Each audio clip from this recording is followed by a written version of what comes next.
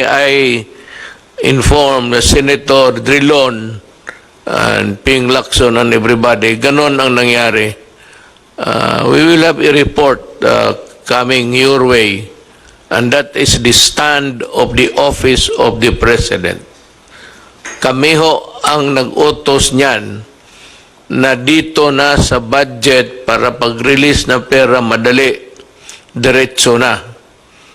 It so happened that we have some talagang mga bullshit na tao at kayo pa maniniwala kaagad, you better wait for the official report, at least for respeto.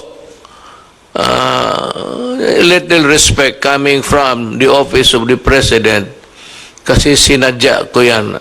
Right at the beginning, you must have heard, sinabi ko, itong pera na ito at binigay ng Congress, wag na wag ninyong gamitin. I said, I even used the word, do not fuck with it.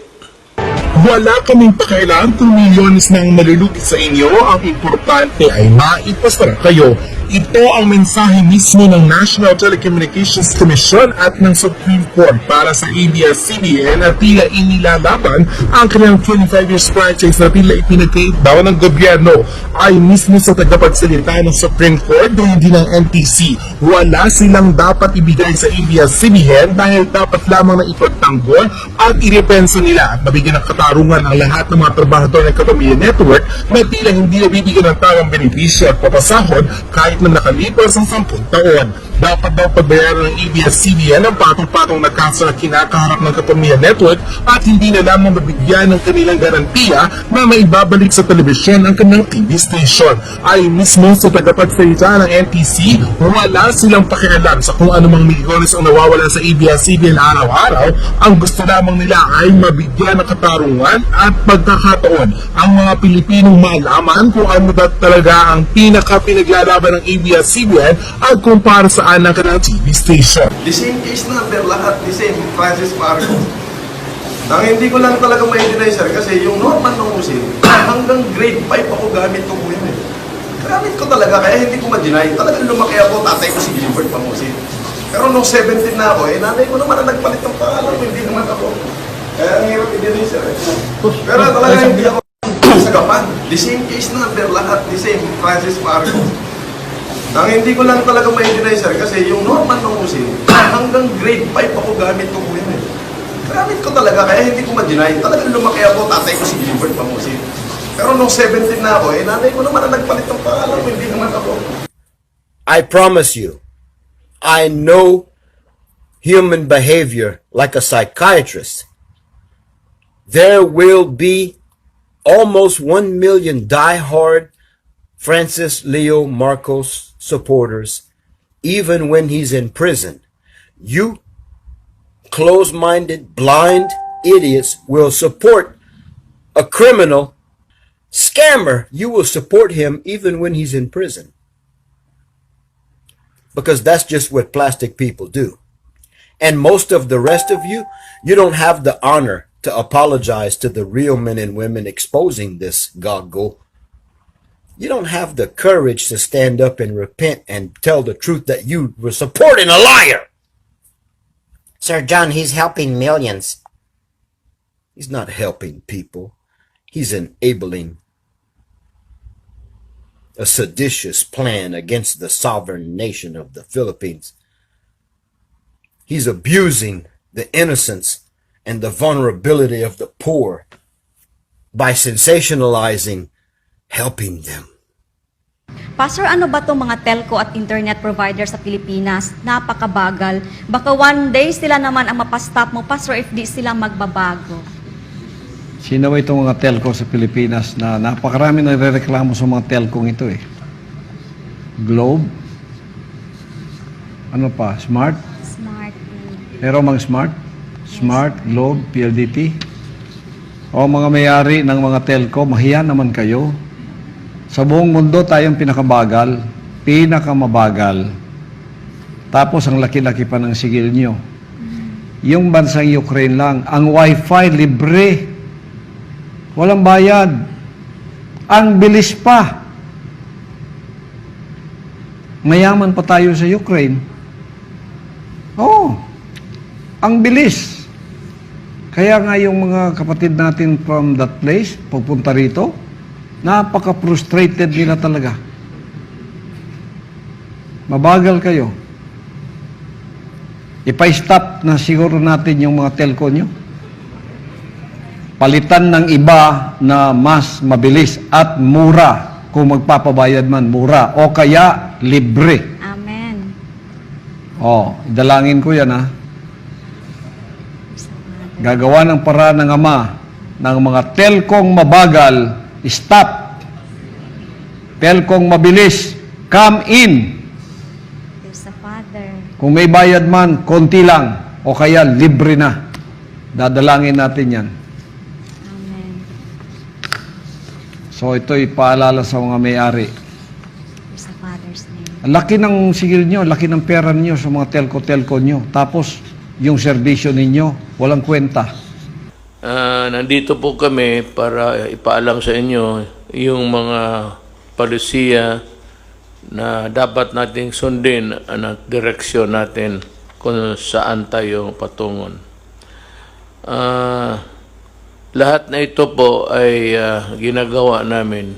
Believe me, because the interest of the nation calls for it, demands for it actually.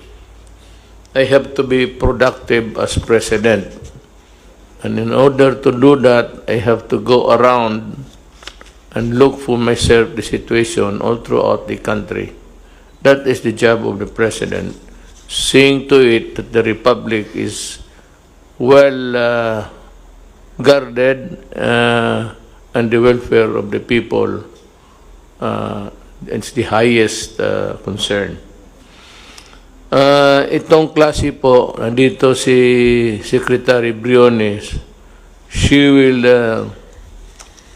tell us what is her policy and what are her plans for the studentry, mga estudyante. She's here to explain to you.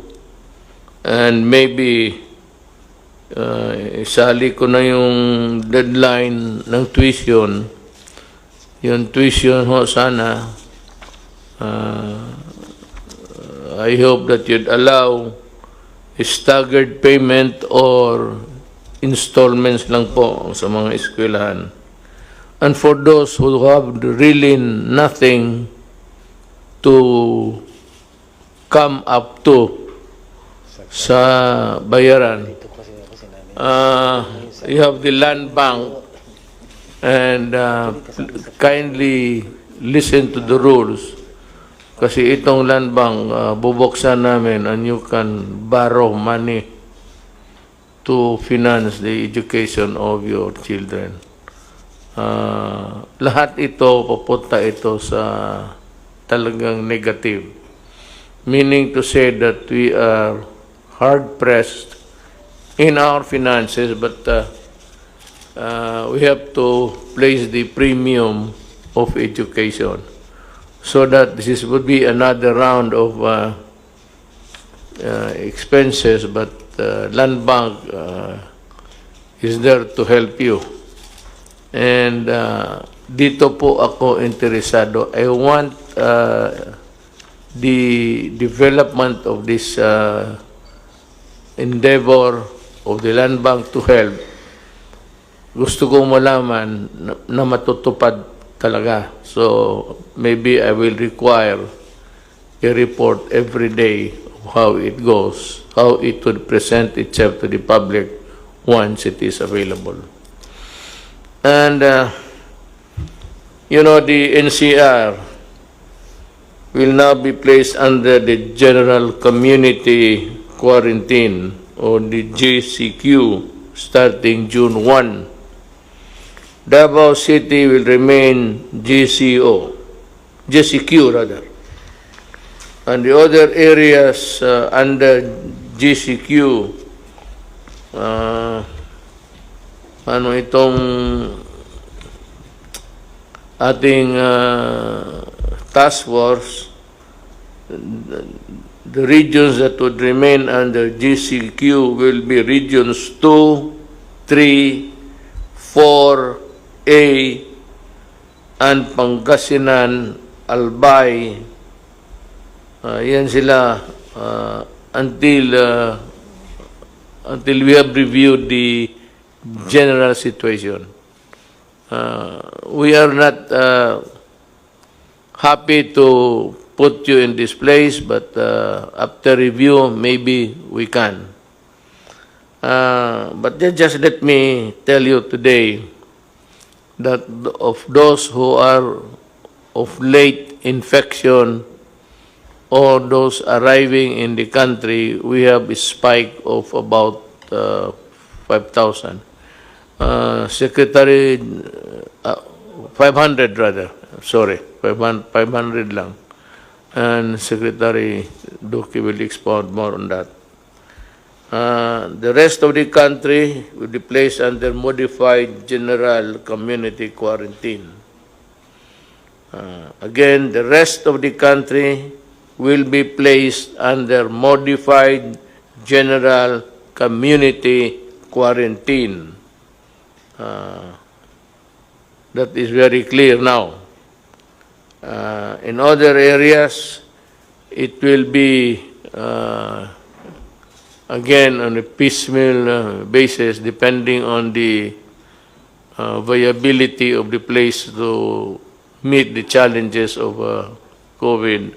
But from time to time, Secretary Roque would give us the places where there will be changes.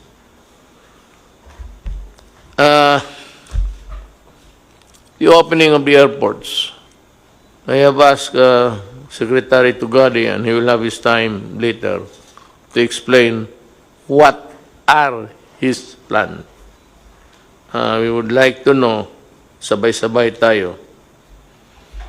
Then, dito sa assistance ng OFW, we are coordinating with every government agency to help them. Sana po hindi na ito maulit yung there was this stranded Filipinos not knowing where to go and when, and we decided immediately that they be returned to their home provinces. Nangyari po ito, halos sa kanila nakauwi na. But we are expecting the 300,000 something that Secretary Bellew has communicated to us. And that would be also a problem again. But this time, we should know what to do. It's a matter of calibrating every arrival and maybe sending immediately, if possible, the overseas workers coming in first. Unless, of course, they are detained because of they are sick of COVID. I mean, sick, talagang kailangan ng ospital.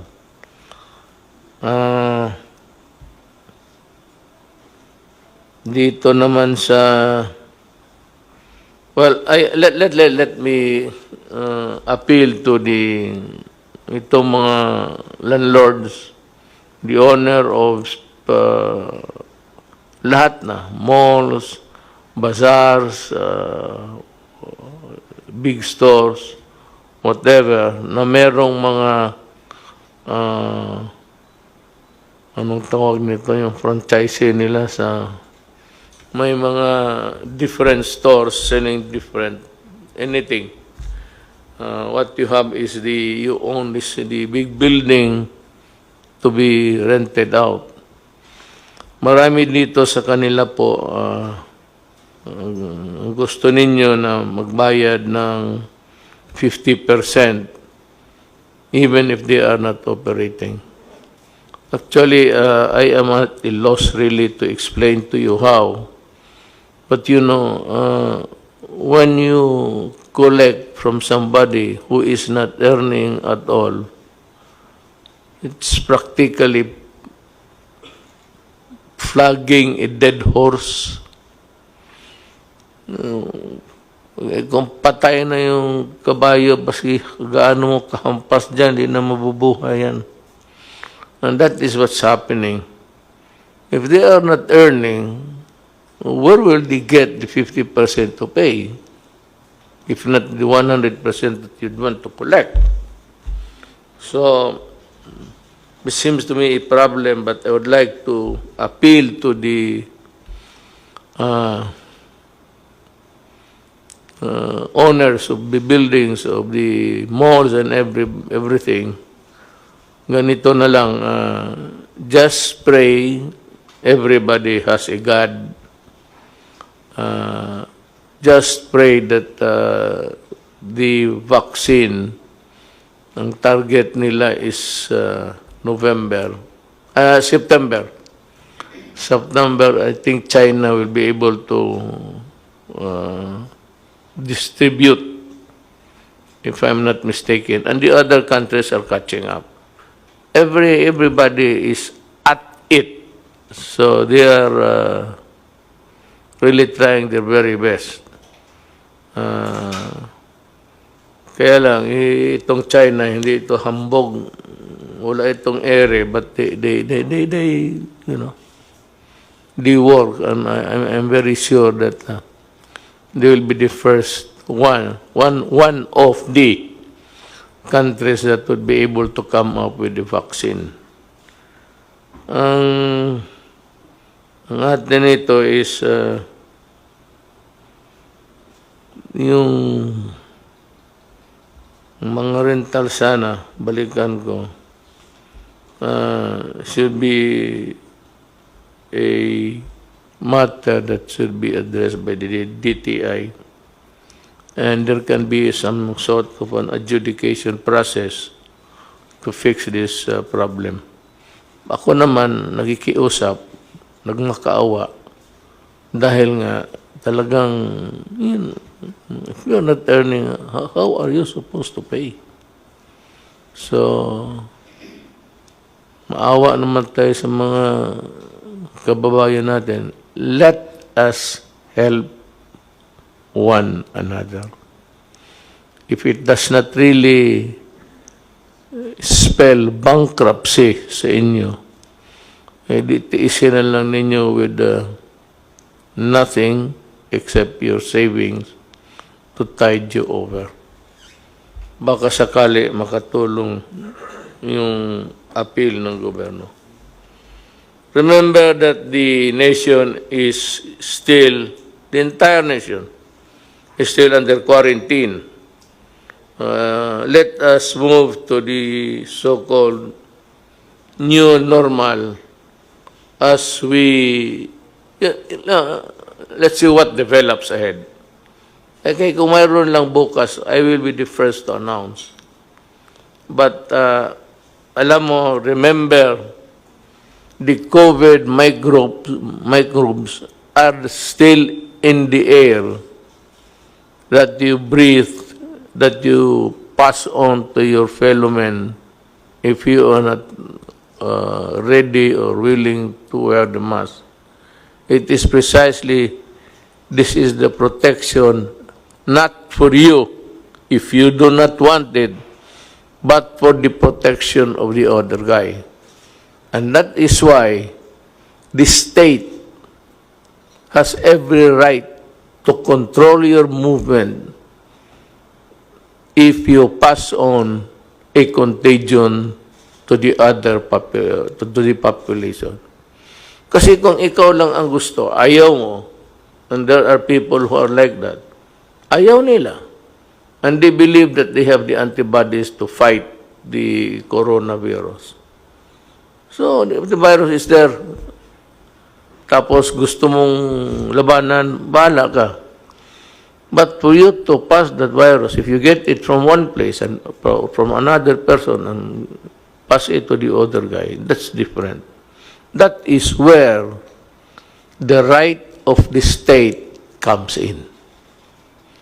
So that to prevent a mass contagion, gusto namin putulin kung saan namin maputol to stop it.